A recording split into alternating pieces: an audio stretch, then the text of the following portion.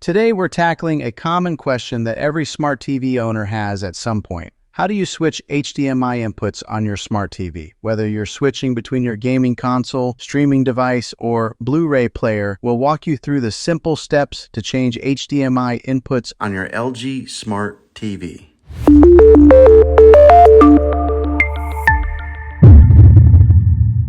First things first, locate the HDMI ports on your smart TV. Typically, these are found on the back or the side of your TV. Each HDMI port is labeled with a number, like HDMI 1, HDMI 2, and so on. This labeling will help you identify which port is connected to which device. For example, HDMI 1 might be your cable box, while HDMI 2 could be your gaming console. Before you switch inputs, make sure the device you want to use is powered on. For instance, if you want to use your PlayStation or Fire Stick, turn it on first.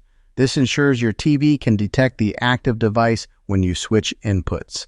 Now grab your TV remote and look for a button labeled Input, Source, or sometimes AV. Pressing this button will bring up a menu on your screen showing all the available inputs. Use the arrow buttons on your remote to navigate through the options. Scroll through the list until you find the HDMI input that corresponds to the device you want to use. For example, if your gaming console is connected to HDMI 2, highlight HDMI 2 on the menu and press the OK or Enter button on your remote. Your TV will switch to that input and you'll see the device's screen appear. What if you've lost your remote? Don't worry. Most smart TVs have physical buttons on the side or bottom of the screen. Look for the Input or Source button and press it repeatedly to cycle through the available HDMI inputs. Stop when you reach the one you need. Here's a bonus tip. On many smart TVs, you can rename your HDMI inputs to make them easier to identify. For example, you can rename HDMI 1 to cable box and HDMI 2 to gaming console. This option is usually found in your TV's settings menu